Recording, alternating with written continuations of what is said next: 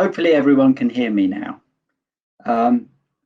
Good afternoon and welcome to this event. My name's Tom Pattinson and I'm going to be talking to you today about global DDoS threat intelligence and how to improve IT security posture. So thank you very much everyone for your time. So a little bit about me to start with. I'm a 30-year veteran of the IT security industry. I guess that means I'm old, right? I've spent the last 30 years in security roles, one form or another, at IBM, at HP, some of those large integrators. And for the last seven and a half years now, I've been with Lumen Technologies. So I'm going to explain a little bit about who Lumen Technologies are before going in and talking about DDoS threat research, DDoS threat intelligence, and how some of the insights from our threat research team can be used to better improve security posture at customer locations. A little bit more about, enough about me and a little bit more now about Lumen Technologies. So our tagline is that we are the platform for amazing things. Why and how do we get that title? Why did we give ourselves that logo? We changed the name of our company from CenturyLink to Lumen Technologies in September of last year. And we did it because we needed to better explain our network and platform proposition. So in a nutshell, we're one of the world's largest ISPs. We operate one of the world's largest, if not the world's largest, IP backbone network. And that provides an amazing platform for applications to be delivered quickly anywhere, low latency, high throughput, anywhere on the planet. Our aim is to provide 5 millisecond round trip access anywhere on the planet.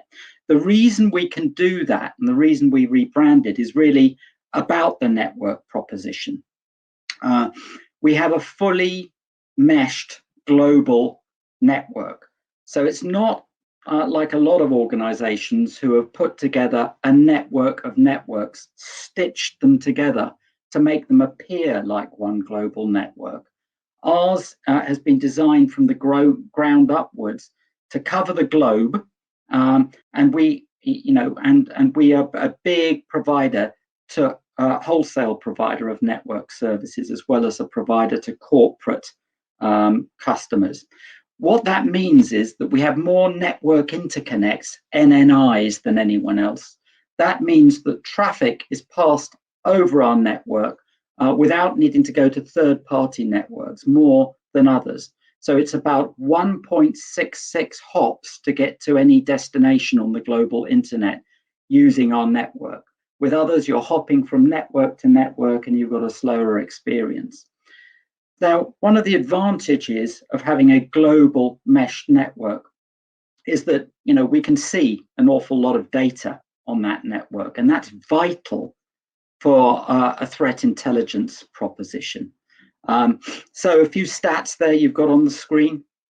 There's 120 plus terabits per second of network capacity, and over 9,000 unique AS interconnects, those interconnects with other networks across our backbone network. We're one of the world's largest DNS resolvers, and we've got a lot of over 2,000 on-net public and private data centers. Now, what does that mean from a threat intelligence perspective? What we're doing is we're not just idly sitting by and providing managed services across our backbone network. What we're doing is that we're understanding the data that traverses our IP backbone network. And that investment in threat intelligence is really, really important to give us an insight into the type of attacks that you're reading about in the press day in and day out. So we're discovering command and control servers. So nearly 700 a month are discovered and tracked on our backbone network. Over 28,000 command and control servers are tracked daily, and we stop over 75 command and control servers operating on our network on a monthly basis. I'll explain what C2s are in a minute, but if you just bear some of those stats in mind, I'll come back to them and explain why they're important. But the key thing is that we're connecting and protecting the network world. What we're doing is we're using threat intelligence to see more of the attacks so that we can stop more of the attacks in our network and provide connected security. That's the whole proposition in a nutshell. And you can see here on the screen, Black Lotus Labs. That's the name of our threat intelligence. The operational arm of our threat intelligence and security is Black Lotus Labs. Now, Black Lotus Labs produce a quarterly threat report. What I'm going to do today is to talk about some of the interesting statistics that we see from that Q2 threat report. There's very, very soon going to be a new threat report launched probably in the next few days, the Q3 threat report, and that'll show updated statistics, further updated in terms of the ones that I'm going to share today. But the big takeaway, I guess, is that we see a lot of what happens on the global internet. You pair that with a deep understanding of cyber threat intelligence, and that reveals a lot of data. Just to take one step further on that, the way we're gathering this threat intelligence, we have 5,000 edge devices. We're taking in around 95 terabytes of data a day. We're net flow sampling across the entire global internet. We see approximately 70% of the world's internet traffic. We're storing that for 90 days. We're net flow sampling and storing for that 90 days. We're cross-referencing against multiple sources of IP reputation. We're using AI and machine learning. And then the guys in the Black Lotus team have got eyes on glass to interpret the data. And what we're doing with managed security services is that we're setting thresholds and for indicators of compromise, so bad communications across our network, and we're proactively blocking attacks through our managed services. So that's really the level of detail beneath the see more, stop more statement. Okay, moving on from that, moving into some of the statistics that we see through threat intelligence, that our Black Lotus Labs team, uncover on a daily basis, and that is the subject of the threat report. We are monitoring the bad actors on the global internet. So again, if we take a step back, you can see on this slide GAFGIT and Mirai. These are two of the well-established command and control server botnets, the well-established botnets that have been around for many, many years. And we're just using that as a couple of examples here. But if we take a step back, I promised to explain what a command and control server was. So if I take a step further back and just say, who are the attackers? Who are launching these DDoS attacks? Well, there are many different groups of attackers, types of attackers. There are lone wolf type of attackers. There are your anonymous type of motivated political type of attackers. But increasingly, nation states are coming to the fore. When you had the invasion of Crimea some time ago, there were DDoS attacks associated with that. It's hybrid warfare is all the buzzword at the moment. I'm very sensitive to what's going on in your region currently. But Today, I'm really not going to focus on that. I'm going to focus on the type of attackers that are money motivated. Those attackers that are part of organized crime groups or work with organized crime groups to raise DDoS ransom attacks. They're very much to the fore at the moment. So they're the attackers, and there are various motivations behind why they're using attacks, why they're attacking organizations. But then if we take a step forward and think, well, how do they launch these attacks? What they're doing is they're, you can run a YouTube video for a couple of minutes and see how to launch the most basic of DDoS attacks, right? What they're doing, though, once they're motivated and they decide to launch attacks, they are using a command and control server, a C2, to launch the attack. Now, the command and control server is communicating with with a botnet. What is a botnet? It's an army of zombie systems or hijacked IP addresses. Your or my laptop could get compromised and form part of a botnet. It could be IoT devices. It could be anything IP enabled to your HVAC heating systems or air cooling systems, whatever. Your fridge could be part of the IoT botnet. But the point is that the attacker will use a command and control server to communicate with a botnet to launch an attack. And what we're going to focus on mainly today is those volumetric attacks that typically the ransom DDoS demand organizations are using, are leveraging to launch attacks. And you can see here, coming back to the threat report, that there's been a big increase in the number of C2s that we're tracking compared to Q1. So there's a 22% overall increase in C2s that we're monitoring, and we've seen something like with the Mirai botnet a 42% increase in activity over Q1. We're seeing that the command and control server lifespan now hanging around longer. They're existing longer on the network. As I say, they're only a problem. The C2s are only a problem when they launch the attacks, when they become active. They're often dormant for a long time, but then they can launch the attacks. And it's that we're constantly monitoring. And what we're doing is that we're stopping their ability to act on the Lumen backbone network. We're working with third parties, to make sure that they can't operate across the global internet. And what that means in practice is that 75, on average, command and control servers taken down, on a monthly basis. And that's our internal SLO, our own internal metrics that we measure. It's a bit like cutting off the multi-headed hydra. You're disrupting the botnets, you're using a variety of different techniques, but it all comes back to that threat intelligence piece that I talked about earlier. You can see there's over 17,000 unique victims, and and as I said, the life of the C2 has doubled. So moving on to some more information that you can look at your leisure within the report. Where are these command and control servers physically located?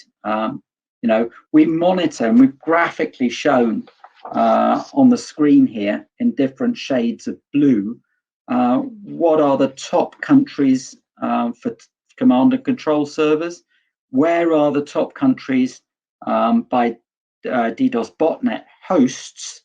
And then also, which are the top countries leveraging C2s to issue those attack commands? And we've got all those statistics handy. I mean, at the moment, or in Q2, USA was the top country for command and control servers, closely followed. Well, Germany had about half that amount, and then the Netherlands. But if we look at top countries by DDoS botnet hosts, Brazil shot up the rankings. Over 33,000 botnets were located, were observed there. That was a 173% increase quarter over quarter from Q1. in terms of the botnets and where they're hosted. And then in terms of the attack commands issued by C2s, it was actually the USA number one, followed by Netherlands and then Germany in second and third place.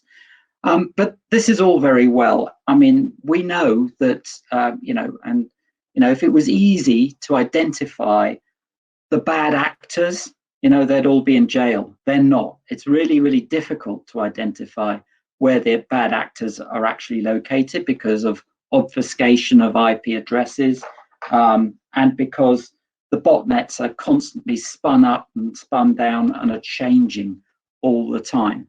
But we work very closely to understand as well as we can where the attacks are coming from and stopping the attacks from operating on our backbone network. I want to take a little bit of a step back again to look at actual DDoS mitigation. The reason I'm doing that is because I'm going to next talk about the information that we actually get from our DDoS scrubbing network. So that is what we're seeing on screen here is the detail about the network within our network for DDoS scrubbing. So we've built out 15 global scrubbing centers. And the idea here, in common with a number of cloud-based DDoS mitigators, is that we want to protect customers against layer 3, layer 4 DDoS attacks. And in line with analyst recommendations, we want to keep those, we want to deal with the attacks far away from customer networks in the cloud, keeping the attacks mitigated closest to the offending hosts. So what we're doing with multiple diverse scrubbing centers is that we're scrubbing bad traffic, DDoS identified traffic, locally from wherever the attack emanates. So we'll scrub traffic that has emanated out of China, from Singapore, from a Singapore scrubbing center, for example, or US-based attacks from the nearest scrubbing center in the US or South America, or wherever those attacks come from. And that makes sense because we're traveling, we're carrying less bad traffic across our network, and we're keeping the customers' attacks way away from their networks upstream in the cloud. We've got different classes of service, and really I wanted to just introduce that because it's really the two main classes of service that we operate are on-demand and always-on DDoS services. And we're taking this information from on-demand services. So it's where, because the always-on services are fully automated and we just automatically scrub attacks, right? But with the on-demand service, we're initiating mitigation for customers, either automated or we are monitoring, seeing the attacks and invoking scrubbing. And it's those ones that we've really dug into in terms of the stats that you'll see in the report. So coming back to the Q2 DDoS report, we can see a 14% increase in DDoS attacks that we mitigated on that platform. So that's over 5,000 attacks that we've provided protection for. The average, the median attack period is around 30 minutes. The largest attack lasted 10 days. But you can see in this bubble on the right that 69% of attacks using the on-demand mitigation platform that I've described lasted less than an hour. That means that 31% lasted over an hour. So that's an awful lot of attacks that lasted an awful long time, the average being about 2 to 3 hours. And these attacks were mostly part of organized campaigns to extract money from customers. And the trend is upwards, right? So that's really what I wanted to say with that slide. Just moving on now, want to talk a little bit about the size of attacks and where those attacks are located by industry. You can see on the right that telecoms were the largest attack vector. A little bit further down, you've got hosting at 10%. So if you add up hosting and telecoms, that's actually 42%, a huge percentage of those attacks. It's all very well putting those categories together, but a lot of these attacks launched at telco or hosting have downstream customers that were actually affected that fit into these other industries. We can safely say that DDoS attacks are launched against all industries. We've seen particularly for our organization that big pharmaceuticals have been heavily attacked, banking, finance. Actually in Q3, I think we're going to notice a big uptick in finance attacks and finance and insurance attacks. They've definitely been on the increase. So do check out the latest report. It'll be out in a few days' time. But then if we look on the left here, which are the largest attacks that we've scrubbed, that we've mitigated, there are two different types of attacks predominantly. We've got two different buckets there. You can see dropped bits. So you've got 419 gigabits per second. So these are attacks that are launched against services, and we measure them by bandwidth. And then on the right, you can see 132 packets per second, millions of packets per second. These are attacks that are launched against infrastructure, against the routers, the IP address, customer IP addresses that sit in behind infrastructure, right? Attempts to flood that infrastructure. And where we can see that there's a big increase against, when you're considering those attacks against services, up 50%, up over 50% quarter on quarter. There's been a 408% increase in those attacks against infrastructure. Now we can speculate as to the reasons why that might be, but certainly, attackers are very aware that home working has gone through the roof. Trying to stop, prevent access, to corporate VPNs, maybe behind that. There's a lot of different reasons, but it's not just those services, that are being attacked. It's the infrastructure stopping people from accessing their corporate network and doing business while we're all working from home. That's a big move for these money-motivated scammers who want to extract ransom DDoS demands. And speaking of ransom DDoS demands, there's an example on screen here. Quite interesting. This is you may or may not have seen these before, but it's quite interesting just to take a second to read what is a real letter. Not very well written, in my opinion, in terms of English, but it gets the point across. What you're seeing is customers will typically receive some sort of test attack or a number of test attacks. The attackers will do their reconnaissance.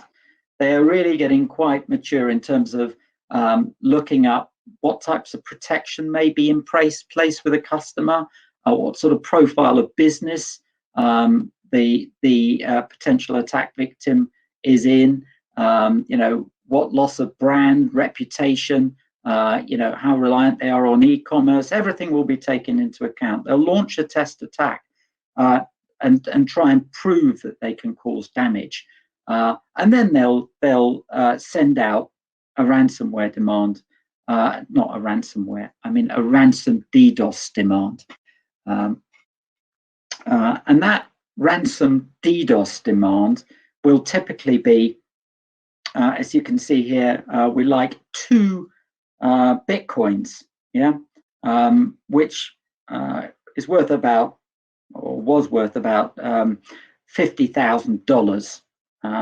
So that is the demand that they'll come up with as standard. And then if you don't pay up by Wednesday of next week, we'll launch a massive attack that will compromise your network, and then if you don't pay, it'll cost you double, 4 Bitcoins, so $100,000. And we've seen different ransomware demand amounts tailored for different industries, but this is a common approach. We've seen a group called Fancy Lazarus launching these attacks, and we've seen copycat organizations, or we suspect they're copycat organizations, trying to mimic the behavior and try and see if there's a quick way of earning money by copying this type of letter and getting it out to customers. Just a quick note, I realize I've talked about ransom DDoS here. I'm sure most people attending will know the difference, but just in case you don't, there's a very, very big difference between ransomware demands, where you're looking at malware and encryption of files, and a demand to pay money to unencrypt the files. Yeah, that's a ransomware demand. Ransom DDoS demand is very much what we're talking about here. That's been on the rise, and this is the approach that they take on ransom DDoS. Two very different things. Just to put this in context, we've had many instances. I'm told I can't share the exact number, but a very, very large number of emergency DDoS implementations that we've had to spin up really, really quickly for customers in distressed situations. We've got a pretty good idea that some organizations have unfortunately played these demands. If you pay the demand, you just put a target on your back to be attacked again, and they will spread information, that you're a sucker and that you're liable, you're a good attack victim. So we urge organizations never to pay for obvious reasons, but it's surprising the amount of organizations that don't have good DDoS mitigation in place, or they have, or they thought they had good mitigation in place, and in fact it wasn't up to the job, and therefore we've got involved in emergency turn-ups of solutions. So really, the type of approach that you need to take to DDoS mitigation is that, and DDoS attacks, that is very much that it really is not a matter of if, but when will you be attacked? When am I going to be attacked? And this is what all the big analysts recommend, that you have the right controls in place to monitor the level of your incoming traffic. It's amazing the amount of organizations that don't have a basic level of DDoS monitoring in place, or rather that the alarms are not set correctly. And that is a real problem. So, at the end of the day, you've got to be able to measure and have the right monitoring systems in place. So, a sign of a DDoS attack, is very much a sluggish or unresponsive app. That could be the victim of a low and slow DDoS attack. There are very many different types of attacks.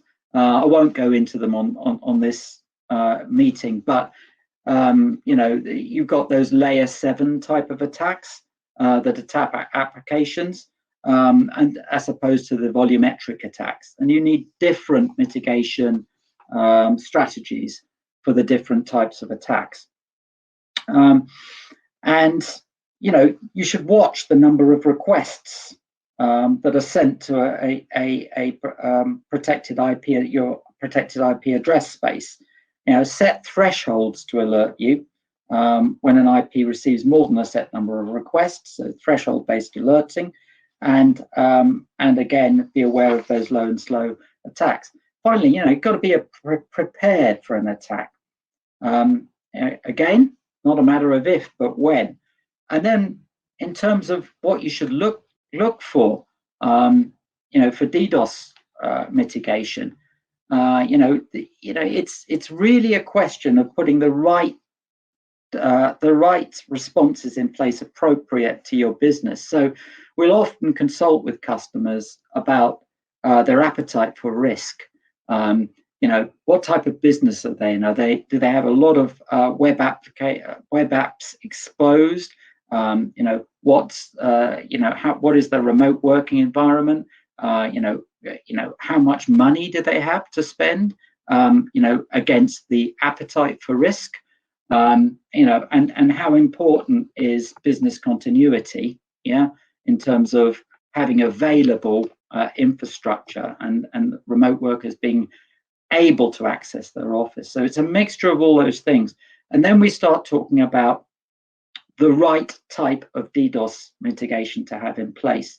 And the sort of questions from a volumetric DDoS perspective that need to be asked are, if you're looking at a cloud-based service, you should ask certain questions about the scale, the footprint of the provider, the flexibility to cover enough sites, the flexibility to move, if data centers are being closed down and you're moving web apps to the cloud, is that taken into effect? Do you have full IP address mitigation? Do you have visibility, from your upstream provider? Are they providing monitoring? What's the level? Have a portal demo. Make sure you understand what you're getting from a volumetric point of view. And for those low and slow attacks that we talked about earlier, so application layer attacks, what's the right type of response you need to that? Where are your applications located? If they're located on site and you don't want to give third parties access to SSL certificates, then it might be good to put in place hybrid DDoS protection. So you might want to have dedicated appliances talking to a cloud-based service to give you holistic protection. Alternatively, depending on where your apps are and how they operate, we may advise you may want to consider layer 7 hybrid WAF, API and DDoS and botnet mitigation in the cloud and those cloud-based services. And we can advise on which approach is most appropriate. We have our own solutions. We represent third-party solutions, and we're always available to discuss what's most appropriate. So what next? I think there's a few things that are really, really clear here. Cybercrime is not going anywhere. It's part of our lives now. We see it on the news day in and day out, whether it's malware, ransomware demands or ransom DDoS demands. Hybrid attacks are becoming more and more frequent. So the type of attacks where you're launching DDoS to distract while you're extracting information and data, while your operations teams are completely focused on the DDoS attack up here, they're stealing your data over here. And it's just not going away because the revenue's there. And if you think of why this isn't going to go away and why it's just going to increase in the future, the evidence is there. You can see it all from our report. The trends are going upwards. But if you think of the amount of people there are in the world who might not have access to a good job or means of earning income, but what they do have is a laptop, right? Because they're becoming cheaper. Think of educated people around the world without the access to the Western European lifestyle, who just need to earn money, right? They can do that. They can do that easily. You can go on online tutorials that show you how to launch a basic DDoS attack for $10 for an hour's worth of attack, right? They can graduate from that to doing more and more sophisticated attacks, and they form part of these global crime networks. So it really isn't going away. So what are the takeaways really? You need threat intelligence. You need that monitoring of DDoS attacks. And you need to work with organizations that have a deep understanding of threat intelligence to block those attacks as part of an automated service. And you need to push defenses, those volumetric defenses, as far away from your networks as possible to the network, to the closest to the offending hosts, away from your network to mitigate those attacks. And the importance of application layer attacks is just growing and growing. So I'm coming near to the end now of my presentation. I hope you found it interesting. You can read the full Lumen DDoS quarterly report at the address that's listed on the screen. And watch out, as I say, for the Q3 report that's due out any day now. I'd just like to thank you for your time and take any questions at this point.